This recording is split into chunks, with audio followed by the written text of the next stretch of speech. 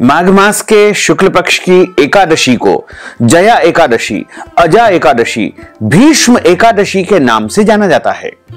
इस बार एकादशी तिथि का आरंभ 7 फरवरी 2025 शुक्रवार की रात को 9:26 से हो जाएगा, जो कि 8 फरवरी 2025 शनिवार की रात को 8:16 पर एकादशी तिथि समाप्त हो जाएगी।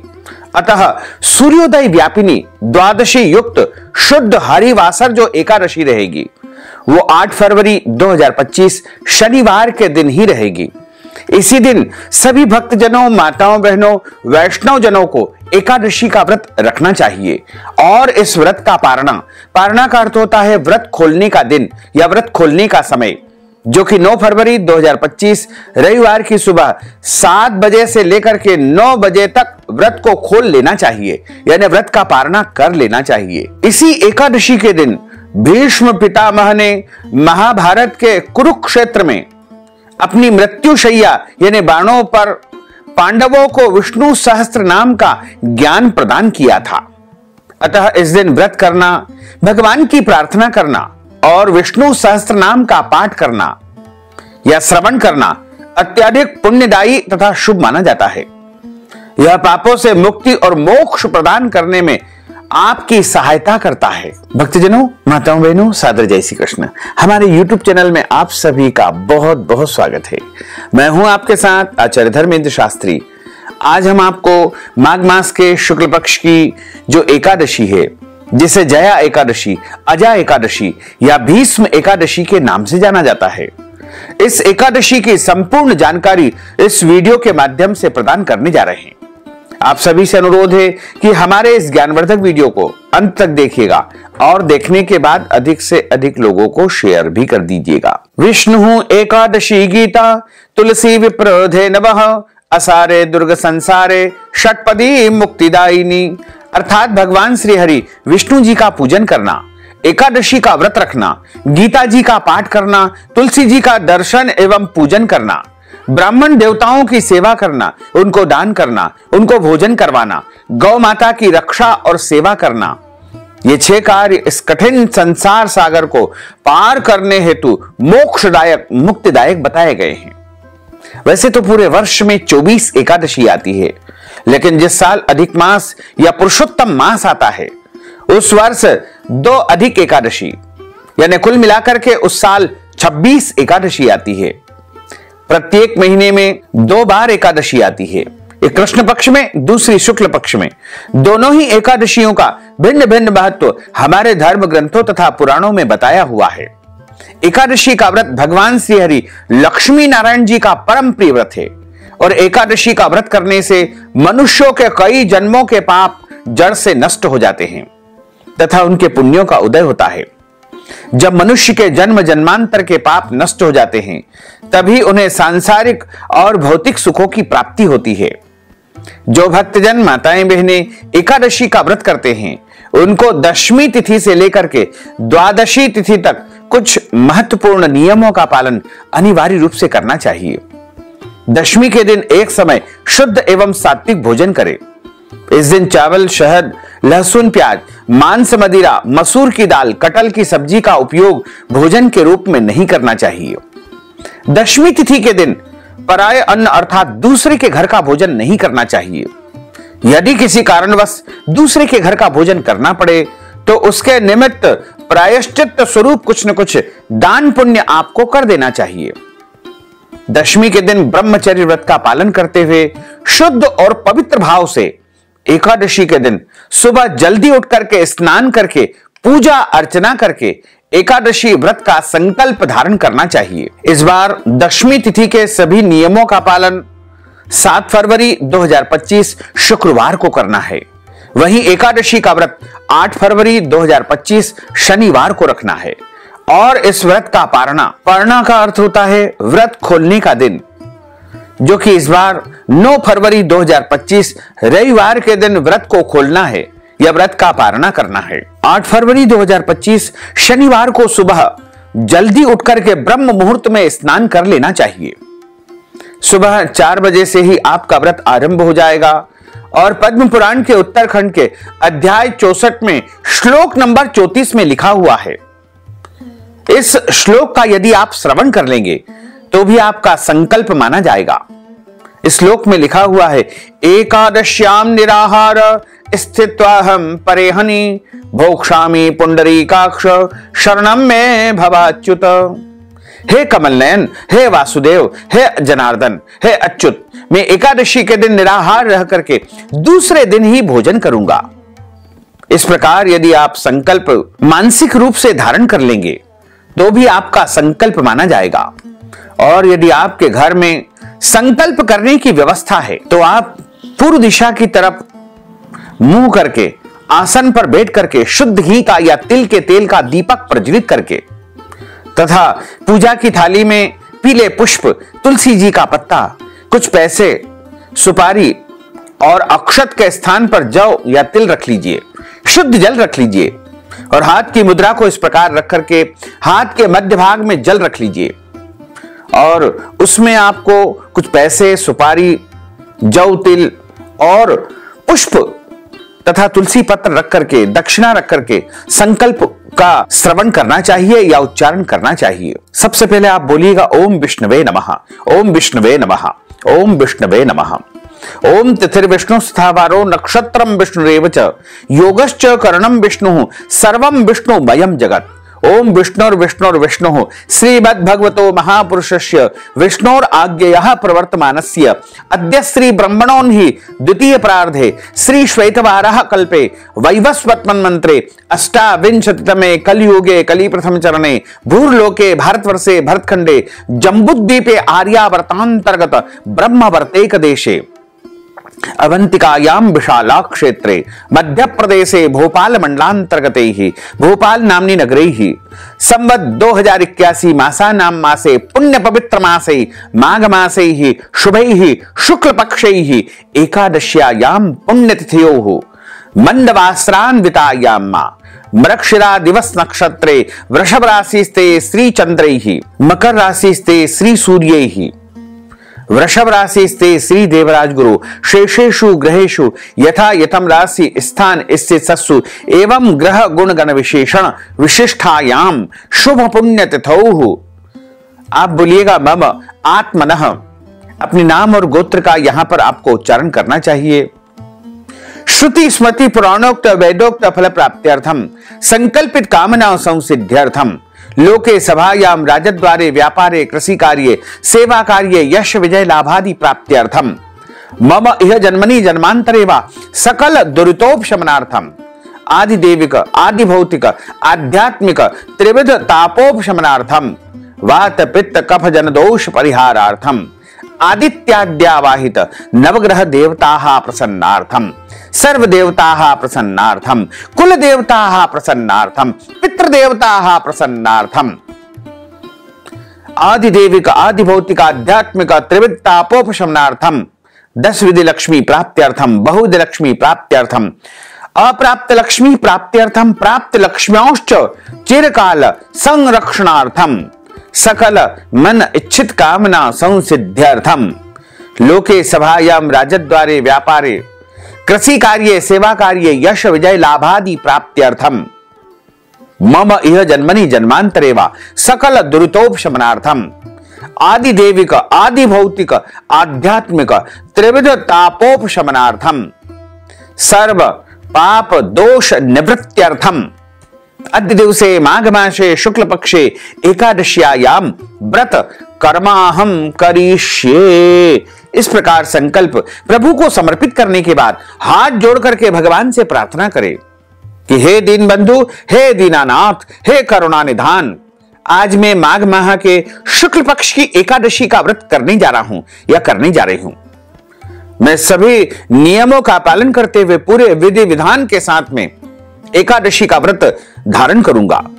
यदि मेरे द्वारा जाने में अनजाने में ज्ञात अज्ञात कोई भी त्रुटि हो जाए, गलती हो जाए, तो मुझे अबोध बालक जान करके आप क्षमा अवश्य ही प्रदान कर देना। इस प्रकार आपका एकादशी व्रत का संकल्प हो जाएगा। अब आपका व्रत आरंभ हो जाएगा। इस दिन भगवान का विशेष पूजन अर्चन करना चाहिए और विष्णु सहस्त्र नाम का भी इस दिन पूजन अर्चन करना चाहिए तथा विष्णु सहस्त्रनाम की पुस्तक का दान ब्राह्मण देवता को या मंदिर में भी आपको करना चाहिए। यदि संभव हो तो विष्णु सहस्त्रनाम का पाठ भी इस दिन करना चाहिए या फिर आप विष्णु सहस्त्रनाम का पाठ भी सुन सकते हैं। श्रवण करने का, पाठ करने का, दोनों का ही समान फल हमारे शास्त्रों में बताया हुआ है। एकादशी के दिन सूर्य भगवान को अर्घ्य प्रदान करें, सूर्य भगवान को जल दे, माता पिता को, गुरुजनों को, पूज्य पुरुषों को प्रणाम करके उनका आशीर्वाद प्राप्त करें। तुलसी जी का पूजन अर्चन करें, तुलसी जी के यहां शुद्ध दीपक यानी तुलसी जी के यहां शुद्ध घी का दीपक या तिल के तेल का दीपक प्रज्वलित करें। गौ माता का पूजन अर्चन करें। संभव हो तो गौ माता को हरी घास या फिर फल या फलाहारी वस्तु ही खिलाएं। इस दिन अन्न का सेवन किसी को भी नहीं करना चाहिए। यदि आप एकादशी का व्रत करते हैं या नहीं भी करते हैं, दोनों ही परिस्थिति में आपके घर में चावल का उपयोग नहीं करना चाहिए, यानी इस दिन अपने घर में चावल नहीं बनाना चाहिए। जो एकादशी का व्रत करते हैं उनको फलाहार का ही सेवन करना चाहिए। सर्वोत्तम फलाहार गाय का दूध और दूध से बनी समस्त वस्तुएं बताई गई है। फलाहार के रूप में सभी प्रकार के फलों का और अन्य सब्जियों का, आलू का, साबूदाने का और अन्य शुद्ध और पवित्र वस्तुओं का आप उपयोग कर सकते हैं। ध्यान रखें, फलाहार में सादे नमक का उपयोग नहीं करना चाहिए। फलाहारी नमक का और काली मिर्च का इसमें विशेष रूप से उपयोग करने का बताया गया है तथा फलाहार में हल्दी का उपयोग नहीं करना चाहिए। पूजन पाठ में हल्दी का उपयोग कर सकते हैं, कोई दोष नहीं लगता है, लेकिन फलाहारी जो वस्तुएं आप बनाते हैं उनमें हल्दी का उपयोग नहीं करना चाहिए। एकादशी के दिन झूठ न बोले, क्रोध न करे, लड़ाई झगड़ा एवं वाद विवाद बिल्कुल न करे। ब्रह्मचर्य व्रत का पालन करना चाहिए। दाढ़ी कटिंग या शेविंग नहीं करवाएं, नाखून न काटे, शरीर के अंग के कोई भी बाल काटना या कटवाना वर्जित माना गया है। किसी भी प्राणी का, किसी भी जीव का, किसी भी मनुष्य का अपमान या अनादर नहीं करना चाहिए। दिन में सोना नहीं चाहिए। यदि सो जाते हैं तो स्नान करने के बाद ही पूजन अर्चन करें। रात्रि में जितना संभव हो सके जागरण करें और इस दिन प्रभु का विशेष पूजन अर्चन करना चाहिए। एक चौकी के ऊपर पीला कपड़ा बिछा करके मध्य में भगवान लक्ष्मी नारायण की स्थापना करके उनके दाहिनी ओर गेहूं रख करके, पीतल, तांबे या मिट्टी का कलश रख करके, आम के पत्ते, नारियल रख करके, गौरी गणेश का, कलश का और भगवान लक्ष्मी नारायण जी का या शालिग्राम जी का, बाल गोपाल जी का, राधा कृष्ण जी का विशेष पूजन अर्चन करना चाहिए। आरती उतारना चाहिए। फल या फलाहारी वस्तु का प्रभु को भोग लगाना चाहिए और पूजन पाठ संपन्न जब हो जाए तो ब्राह्मण देवता के मुखारविंद से ही एकादशी व्रत कथा सुनना चाहिए, क्योंकि ब्रह्म वाक्य जनार्दन, जब आप ब्राह्मण के श्री मुखारविंद से कथा का श्रवण करते हैं तब आपको भगवान नारायण के मुखारविंद से ही कथा सुनने का पुण्य फल प्राप्त होता है। और कथा सुनने के बाद ब्राह्मण देवता को यथाशक्ति दान दक्षिणा अवश्य प्रदान करना चाहिए। यदि संभव हो तो अगले दिन जब हम व्रत का पारणा करते हैं उस दिन ब्राह्मण देवता को भोजन करवाएं या अन्न दान दे या भोजन के निमित्त दक्षिणा भी आप प्रदान कर सकते हैं। एकादशी के दिन अन्नदान, गोदान, वस्त्रदान, फलाहारी वस्तुओं का दान करना बहुत ही पुण्यदायक माना जाता है। और एकादशी तिथि यदि शाम को समाप्त हो जाती है, ऐसे में व्रत का पारणा आपको अगले दिन ही करना चाहिए। कई लोग कहते हैं कि एकादशी तिथि समाप्त हो गई है, क्या अब हम व्रत खोल सकते हैं क्या? ऐसा किसी भी शास्त्र में कोई विधान नहीं है। एकादशी का जो व्रत है वो 8 फरवरी के ब्रह्म मुहूर्त यानी सुबह 4 बजे से प्रारंभ होकर के अगले दिन 9 फरवरी रविवार के सुबह सूर्योदय के साथ ही समाप्त होगा। सूर्योदय के बाद 2 घंटे के अंदर अंदर आपको व्रत का पारणा कर लेना चाहिए, यानी व्रत को खोल लेना चाहिए। जो भक्तजन माताएं बहनें एकादशी का व्रत करते हैं उनको अपने जीवन काल में कम से कम एकादशी व्रत का उद्यापन एक बार अवश्य करवाना चाहिए या स्वयं करना चाहिए। यदि आप चाहें तो तीर्थ में, देवालय में, मंदिर में या किसी भी पवित्र स्थान पर या अपने निवास स्थान पर या आश्रम में एकादशी व्रत का उद्यापन करवा सकते हैं। यदि आप एकादशी व्रत का उद्यापन हमारे माध्यम से संपन्न करवाना चाहते हैं तो आप हमसे चर्चा करें या व्हाट्सएप के माध्यम से हमें मैसेज भेजें, तो हम आपको पूरा विधि विधान समझाएंगे।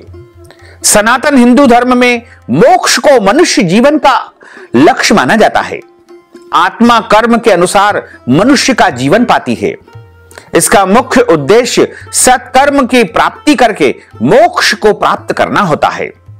इसलिए मनुष्य का जो जीवन है वो अन्य योनियों में सबसे अधिक श्रेष्ठ एवं सर्वोत्तम महत्वपूर्ण माना गया है। मोक्ष प्राप्त किए बिना मनुष्य को बार बार इस संसार सागर में जन्म लेना पड़ता है। पद्म पुराण में मोक्ष की इच्छा रखने वाले प्राणियों के लिए एकादशी व्रत करने का विधान बताया गया है। इस व्रत का मुख्य उद्देश्य अपने कई जन्मों के पापों को नाश करने के साथ साथ अपने मृतक पितरों को, पूर्वजों को मोक्ष दिलाना भी होता है। इस व्रत से मनुष्य के पूर्वजों को मोक्ष मिलता है। उनके कर्मों एवं बंधनों से उन्हें मुक्ति मिलती है। भगवान श्री हरि की कृपा एवं उनके आशीर्वाद से मनुष्य के करोड़ों जन्म के पाप नष्ट हो जाते हैं और मनुष्य के अंतिम समय के बाद में उसका उद्धार होता है। अजा एकादशी का जो व्रत है वो अन्य एकादशियों की तरह ही करने का विधान है। इस दिन आपको भगवान श्री हरि विष्णु जी का विशेष पूजन अर्चन करके विष्णु सहस्त्र नाम का पाठ अवश्य करना चाहिए, क्योंकि इसी दिन भीष्म पितामह ने धर्मराज युधिष्ठिर के निवेदन पर विष्णु सहस्त्र नाम की रचना बाणों की शैया पर की थी। यानी स्वयं भीष्म पितामह के मुख से ही विष्णु सहस्त्र नाम का प्रागट्य इसी माघ माह के शुक्ल पक्ष की एकादशी के दिन हुआ है। इसीलिए इस एकादशी को भीष्म एकादशी भी कहा जाता है। यह एकादशी पितृदोष से मुक्ति प्राप्त करने के लिए, पूर्वजों की आत्मा की तृप्ति के लिए सबसे विशेष मानी गई है। यदि आपके घर परिवार में पितृदोष है, आपके पूर्वजों की मुक्ति नहीं हो पाई है, आपके घर में बहुत ज्यादा कलह होता है, परेशानियां हैं, आर्थिक तंगी है और कई प्रकार की बीमारियां आपके पारिवारिक सदस्यों को घेरे रखती है, तो ऐसे में आपको इस दिन पितृदोष की शांति विधि विधान से किसी भी विद्वान ब्राह्मण के माध्यम से अवश्य करवाना चाहिए। क्योंकि भीष्म एकादशी के दिन जो कोई मनुष्य अपने पूर्वजों के प्रति पिंडदान करता है, तर्पण करता है या ब्राह्मण देवता के माध्यम से करवाता है, उनके पितरों को मोक्ष मिलता है, सद्गति मिलती है, मुक्ति प्राप्त हो जाती है। माघ मास के शुक्ल पक्ष की जया एकादशी, अजा एकादशी, भीष्म एकादशी तिथि का आरंभ 7 फरवरी 2025 शुक्रवार की रात को 9:26 से हो जाएगा, जो कि 8 फरवरी 2025 शनिवार की रात को 8:16 पर एकादशी तिथि समाप्त हो जाएगी। सभी भक्तजनों, माताओं, बहनों को, वैष्णव जनों को इस बार एकादशी का व्रत 8 फरवरी 2025 शनिवार के दिन ही रखना चाहिए और इस व्रत का पारणा 9 फरवरी 2025 रविवार की सुबह 7 बजे से लेकर के 9 बजे तक करना चाहिए। तो भक्तजनों, माताओं, बहनों, यदि आप जया एकादशी, अजा एकादशी का उद्यापन हमारे माध्यम से करवाना चाहते हैं या फिर एकादशी के निमित्त कोई भी दान पुण्य यदि आप करना चाहते हैं, तो आप हमारे गूगल पे, फोन पे, पेटीएम नंबर, अकाउंट नंबर के माध्यम से नगद धनराशि पहुंचा करके माघ मास के शुक्ल पक्ष की एकादशी का संपूर्ण पुण्य फल प्राप्त कर सकते हैं। साथ ही आप सभी से अनुरोध है कि हमारे इस ज्ञानवर्धक वीडियो को अंत तक देखने के बाद अधिक से अधिक लोगों को शेयर करिएगा, लाइक करिएगा, कमेंट करिएगा और यदि अभी तक आपने सब्सक्राइब नहीं किया है तो अभी और इसी समय सब्सक्राइब कर लीजिए, ताकि इसी प्रकार के ज्ञानवर्धक वीडियो सबसे पहले आपको प्राप्त हो सके। आपको और आपके पूरे परिवार को सादर जय श्री कृष्ण, सादर धन्यवाद।